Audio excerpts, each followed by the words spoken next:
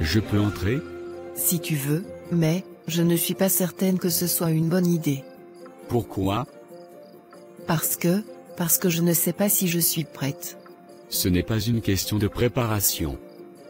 C'est une question de foi. Justement. C'est ça qui me fait peur. Tu es quelqu'un de bien, quelqu'un de droit, un homme qui vit par sa foi. Moi, je suis pleine de défauts, d'hésitation, de colère parfois, j'ai peur de ne pas être à la hauteur.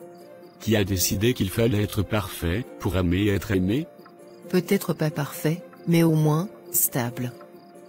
Moi, je doute, je me remets en question, je me perds parfois. Toi, tu sembles toujours savoir où tu vas. Ce n'est pas moi qui sais où je vais, c'est lui qui me guide. La Bible dit, l'homme propose, mais c'est l'Éternel qui dispose. Proverbe 16, 9. Tu crois que j'ai tout sous contrôle, mais en vérité, je me fie à Dieu. Et si moi, je n'y arrive pas? Si je n'ai pas ta force? Alors je la partagerai avec toi. On ne se marie pas pour être parfait, on se marie pour grandir ensemble. Deux valent mieux qu'un, car ils retirent un bon salaire de leur travail. Si l'un tombe, l'autre le relève. Ecclésiaste 4, 9-10. C'est beau à dire, mais, quand on sera au quotidien, quand je ferai des erreurs, est-ce que tu me regarderas toujours avec la même douceur? Est-ce que tu ne finiras pas par te lasser? Je ne t'épouse pas pour les bons jours seulement. Je t'épouse pour les jours où tu seras fatigué, où tu voudras tout abandonner, où tu seras en colère contre le monde entier et peut-être contre moi aussi. Je t'épouse parce que l'amour n'est pas une émotion passagère, c'est une décision de chaque jour. C'est effrayant? Oui. Mais c'est aussi merveilleux. Et si on veut bâtir quelque chose de solide, il faut s'appuyer sur du solide. La foi? Exactement. L'Éternel est mon roc, ma forteresse et mon libérateur. Psaume 18, 2. Si notre mariage repose sur nous deux uniquement, alors il s'effondrera au moindre tremblement. Mais si nous construisons avec Dieu au centre, alors même les tempêtes ne pourront pas le briser. Tu parles toujours avec cette conviction. Comme si tu avais déjà toutes les réponses. Non, je n'ai pas toutes les réponses. Mais j'ai confiance. Et je veux que tu saches que tu n'as pas besoin d'être parfaite, ni même d'être sûre de toi aujourd'hui. Il suffit que tu sois prête à avancer, avec moi, un jour après l'autre. Et si un jour j'ai envie de m'arrêter? Alors je marcherai à ton rythme. Et si un jour je tombe, je sais que toi aussi, tu seras là pour me relever. Tu es trop bien pour moi? Ne dis pas ça. Dis-moi plutôt, je suis prête à essayer. Je suis prête, à essayer. C'est tout ce que je voulais entendre. Tu es sûr que tu veux rester assise là comme si de rien n'était? Je ne comprends pas. Tu ne comprends pas? Tu veux qu'on t'explique encore une fois? Ça fait des mois qu'on essaie d'ouvrir les yeux de mon fils, mais il est aveuglé par toi. Il mérite mieux. Beaucoup mieux. Je l'aime. Et il m'aime aussi. Regarde-toi. Tu n'as même pas grandi dans un milieu comme le nôtre. Tu n'as pas nos valeurs. Comment veux-tu être une bonne épouse? Parce que j'essaie. Parce que je suis prête à apprendre, à grandir avec lui. L'amour ne suffit pas. Tu crois que ça nourrit un foyer? Tu crois que c'est avec des sentiments qu'on construit une famille stable? Grandir? C'est mon fils qui va devoir tout supporter. Tes erreurs, tes caprices, tes manques. Qu'est-ce qui se passe ici? Rien du tout. Juste une discussion. Une discussion qui la met dans cet état? On lui dit simplement la vérité. Que tu mérites mieux. Ce n'est pas à vous d'en décider. Écoute-moi bien, mon fils. Je suis ta mère. J'ai vu des femmes bien plus adaptées pour toi. Tu pouvais choisir quelqu'un de ta lignée, quelqu'un qui partage nos valeurs. Vous pensez que c'est une question de lignée? De statut?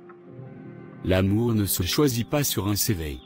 Tu es tellement aveuglé que tu ne vois pas qu'elle n'est même pas respectueuse avec nous. Tu leur as manqué de respect?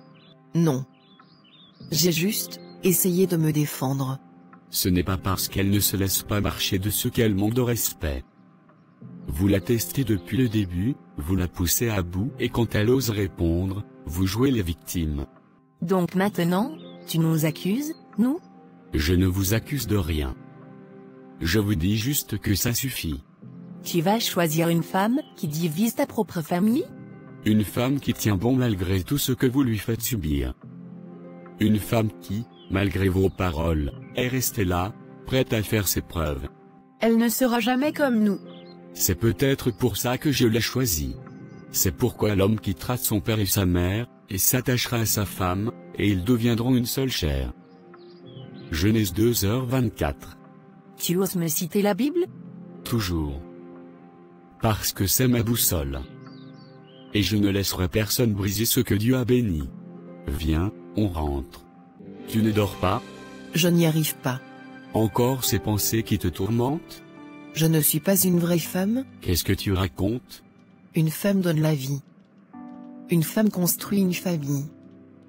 Mais moi, je n'y arrive pas. Ça fait des mois, des années, et toujours rien. Et qui t'a dit que ta valeur dépendait de cela? Tout le monde. Ta famille, la société, moi-même. Partout, on me rappelle ce que je ne peux pas faire. Même Dieu semble me tourner le dos. Dieu ne t'a jamais abandonné. Alors pourquoi ne me donne-t-il pas d'enfant? Pourquoi il permet que je souffre autant? Tu crois que je t'aime juste pour ça? Que notre mariage repose uniquement sur ta capacité à enfanter? Peut-être que tu devrais trouver une autre femme, une qui pourra te donner des enfants. L'homme regarde à ce qui frappe les yeux, mais l'Éternel regarde au cœur. 1 Samuel 16, 7. Tu crois que Dieu t'aime moins parce que tu n'as pas encore d'enfant? Tu crois que moi, je t'aime moins pour ça? Je me sens inutile. Incomplète. Ce n'est pas un enfant qui fait de toi une femme. Ce n'est pas un enfant qui définit notre amour. Mais je vois dans tes yeux, je sais que tu en veux un. Bien sûr que j'en veux un. Mais pas au point de te perdre, toi. Tu es mon miracle. Si Dieu veut nous bénir avec un enfant, alors il le fera en son temps. Mais même si ce jour ne vient jamais, je ne veux personne d'autre que toi. Tu crois vraiment que Dieu a un plan? Car je connais les projets que j'ai formés sur vous, dit l'Éternel, projets de paix et non de malheur, afin de vous donner un avenir et de l'espérance. Jérémie 29, 11. Tu travailles encore à cette heure-ci? Tu es vraiment un homme dévoué. Je termine juste un dossier important. Toujours aussi sérieux, c'est ce que j'aime chez toi. Ce que tu aimes? Bien sûr. Un homme intelligent, posé, toujours bien habillé, et puis, il y a ce regard. Un homme comme toi doit rendre une femme très heureuse. Ma femme est, en effet, une femme très heureuse. Oh, je n'en doute pas, mais on sait tous que le mariage peut devenir monotone, non? Un peu de nouveauté, un peu de piment, ça ne fait jamais de mal. Vanessa, tu es une femme intelligente. Je suis sûr que tu comprends le respect et les limites. Où vois-tu un manque de respect? Je parle juste d'un moment agréable entre adultes, sans conséquence. Que chacun de vous sache posséder son corps, dans la sainteté et l'honneur, sans se livrer à des passions déréglées. 1 Thessaloniciens 4, 4-5. Tu cites la Bible maintenant? Toujours. Parce que ma foi guide chacun de mes pas. Tu es sérieux? Tu es vraiment fidèle à ce point? Je suis marié. Devant Dieu, devant les hommes, et devant mon propre cœur. Et je n'ai pas besoin de piment ailleurs qu'en mon foyer est déjà une bénédiction. Waouh! Un homme comme toi, c'est rare, presque irréel. Non, Vanessa. Un homme fidèle n'est pas irréel. Il est juste un homme qui craint Dieu et qui honore ses engagements. Bonne soirée. Seigneur, merci de me donner la force de rester droit. Je dois rentrer retrouver ma femme, elle est souffrante. Même si je sais que tu l'as déjà guérie. Je dois quand même prendre soin d'elle. Chérie, je suis rentré. Comment tu vas? Je suis fatigué, j'ai l'impression que mon corps m'abandonne. Non, mon amour. Ton corps est éprouvé, mais ne t'abandonne pas. Et moi non plus. Parfois, Parfois, je me demande si je vais m'en sortir. J'ai peur. Ne crains rien, car je suis avec toi. Ne promène pas des regards inquiets, car je suis ton Dieu. Ésaïe 41, 10. J'aimerais avoir ta foi, j'aimerais croire que tout ira bien. La foi ne signifie pas qu'il n'y aura pas d'épreuves, mais qu'on ne les affronte jamais seul. Dieu est là, et moi aussi. Comment fais-tu pour rester aussi fort? Parce que je t'aime. Parce que chaque souffle que tu prends est un miracle. Parce que Dieu nous a unis, et qu'il nous porte dans cette épreuve. Et si mon état empire? Alors je prierai encore plus fort. Je serai là à chaque instant, pour te soutenir, te rassurer, t'aimer comme toujours. Tu es vraiment un mari en or? Non, mon amour. Je suis juste un homme, qui aime sa femme avec le cœur que Dieu lui a donné. Madame.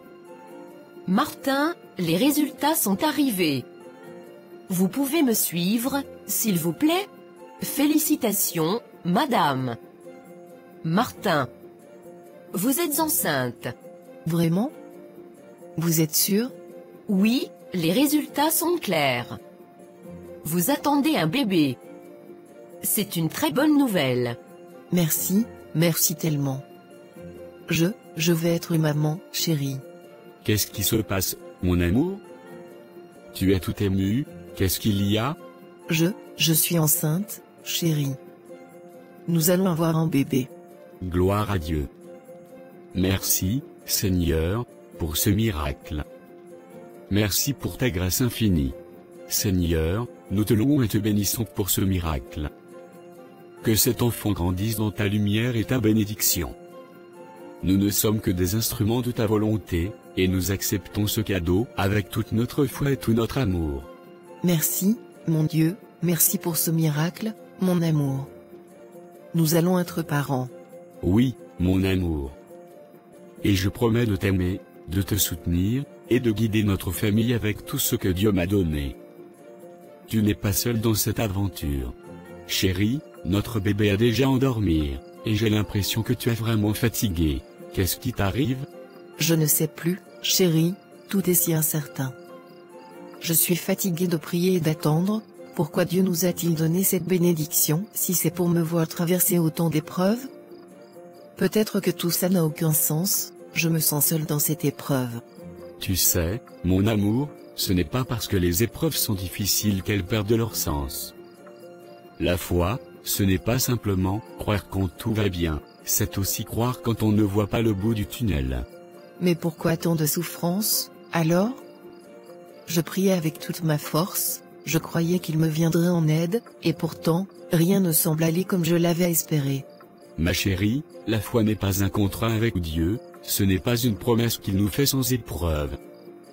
La foi, c'est la certitude qu'il est avec nous, même quand tout va mal. Tu crois en Dieu, n'est-ce pas? Oui, mais, parfois, j'ai l'impression qu'il m'a oublié. Dieu ne t'a jamais oublié. Il nous connaît mieux que nous ne nous connaissons nous-mêmes. Chaque épreuve que nous traversons est là pour nous purifier, pour nous rendre plus forts, plus proches de lui. Mais parfois, nous devons souffrir pour apprendre la patience et la persévérance. Mais combien de temps encore? Combien de nuits de doute et de larmes? Tant que cela prendra, nous serons ensemble. Nous ne serons jamais seuls dans cette épreuve, et je t'aime plus que tout. Dieu nous a unis pour une raison, et cette raison, nous la découvrirons à chaque étape, ensemble. Je sais que c'est difficile, mais nous devons croire que chaque souffrance a un but. Tu as raison, je ne peux pas laisser mes doutes m'éloigner de ce que nous avons. La foi, mon amour, c'est aussi savoir qu'il est là, même dans le silence. Tu n'as pas à comprendre pourquoi, tu dois simplement faire confiance. Je t'aime, et ensemble, avec Dieu, nous surmonterons tout cela. Merci, chérie, je crois que j'en avais vraiment besoin, de t'entendre. Nous avons tout ce qu'il nous faut. La foi, l'amour et la persévérance. Tout ira bien. Mon amour, tu as l'air si faible. Les médecins ont dit que ton état s'aggravait. Pourquoi ça doit arriver maintenant? Pourquoi toi? Ma chérie, il n'y a pas de pourquoi. La vie, tu sais, ce n'est pas un enchaînement de questions auxquelles on doit répondre. La vie, c'est un voyage. Et tout voyage a une fin. Mais n'aie crainte, tu vois, la fin n'est pas la fin. La vie que nous vivons ici, sur cette terre, ce n'est qu'une étape. Ce qui est après, c'est l'éternité, c'est le royaume de Dieu. Mais je ne peux pas imaginer ma vie sans toi. Comment vivre sans toi à mes côtés? Tu as toujours été là, mon roc, mon soutien, je ne sais même pas si je serais capable de faire face sans toi. Ma douce, la peur est humaine. Mais sache que même dans la maladie, je ne crains rien. Je suis prêt. Ma foi est plus forte que tout cela. Dieu m'a donné cette vie, et maintenant, il m'appelle pour en commencer une nouvelle, auprès de lui. Tu sais, je t'ai toujours dit de ne pas craindre, et ce n'est pas aujourd'hui que je vais t'en donner une raison. Nous vivons ici, mais nous vivrons là-bas, ensemble dans le Seigneur. Je suis tellement effrayé. Je t'aime tellement, je ne sais même pas comment continuer sans toi. Mon amour, tu n'es jamais seul. Tu n'as jamais été seul. Je serai avec toi, même quand tu ne me verras plus. Nos vies ici sont temporaires, mais notre amour est éternel. Et notre Seigneur veille sur nous. La mort n'a pas de pouvoir sur celui qui a foi. Mais tu me manques déjà. Je n'arrive pas à imaginer un monde sans toi. La paix de Dieu est dans tout ce qui existe. Lorsque je serai auprès de lui, je prierai pour toi, pour que tu trouves cette paix, pour que tu n'aies plus jamais peur. Ma chère femme, ne crains rien. La vie, elle est là, après la mort. Et nous serons ensemble, dans son amour. Je te promets que je vivrai pour toi, pour nous deux. Je garderai ta foi vivante. Tu sais, ma chérie, ton père, il était un homme exceptionnel. Il n'était pas parfait, bien sûr. Mais il avait une foi inébranlable, une foi que beaucoup de gens ne comprennent pas, mais qu'il vivait chaque jour, avec tout son cœur. Il avait ce don de voir au-delà des épreuves de cette vie. Même quand il était malade, il n'a jamais perdu sa foi. Et toi, ma fille, tu as exactement cette même foi en toi. Maman, je veux bien croire ce que tu dis, mais parfois, ça me semble si difficile. Quand je pense à papa, je me souviens de lui comme un homme fort, inébranlable. Et maintenant qu'il n'est plus là, je me sens si perdue, je ne sais pas si je serai capable de faire face, comme lui. Je comprends, ma chérie. C'est normal d'avoir des doutes. Mais ce que ton père t'a montré, ce que tu portes en toi, c'est une force bien plus grande que tout ce que tu peux imaginer. Il a toujours dit que la foi, ce n'était pas simplement une croyance aveugle, mais une force qui te pousse à avancer, même quand tout semble sombre. Il te l'a légué. Tu vois, il n'est pas vraiment parti. Il est en toi, dans ton cœur, dans ta foi. Tu as cette même capacité à traverser les épreuves. Mais comment savoir si je fais bien, si je suis à la hauteur? C'est tellement dur, parfois, de croire que tout ira bien, quand on perd quelqu'un qu'on aime tant. Ma chérie, la foi ne se mesure pas à notre force, mais à notre capacité à nous relever après chaque chute. Ton père n'a jamais cherché à être parfait. Il voulait juste être fidèle à sa foi. Et toi, tu as cette force en toi. N'oublie pas ce qu'il t'a appris. Il t'a montré le chemin, il t'a montré que même dans les moments de faiblesse, il y a toujours une lumière, une raison de croire. Je vais essayer. J'ai envie de le faire, de lui faire honneur. Je veux croire comme lui, je veux croire comme lui. Tu es déjà sur le bon chemin. La foi, ce n'est pas un grand bond d'un coup, c'est une petite marche, un pas après l'autre. Et à chaque pas, tu te rapproches un peu plus de ce que ton père a toujours voulu pour toi, une vie pleine de lumière et de paix, une vie où tu n'as jamais à douter que tu es aimé, protégé, guidé. N'oublie jamais, ma fille, même si papa n'est plus ici physiquement, il continue de veiller sur nous. Et à travers ta foi, à travers ce que tu portes en toi, il sera toujours avec nous. Ma chérie, je sais que la douleur de perdre ton père est encore vive. Et il est normal de se sentir perdu parfois, de se demander pourquoi la vie prend parfois des tournants si difficiles. mais souviens-toi de ce qu'il nous a toujours dit, de ce qu'il a vécu. La mort, ma fille, n'est qu'un passage. Ce n'est pas une fin, mais un commencement. Mais maman, pourquoi ça fait si mal? Comment pourrais-je vivre sans lui?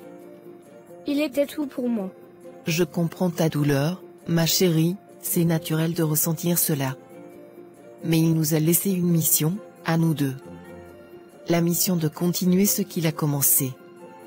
Ce qu'il a semé en nous, nous devons le nourrir et le faire grandir. Il ne veut pas que nous vivions dans la peur de la mort, mais qu'on vive dans l'espoir de la vie éternelle. Écoute-moi bien, ma fille. La mort n'est pas à craindre, ce n'est pas le pire qui puisse nous arriver. Le pire, c'est de ne pas être préparé pour ce qui vient après. Nous avons notre foi, et avec elle, nous avons tout. N'oublie pas ce que ton père disait toujours. Ne crains pas la mort, mais le châtiment de Dieu.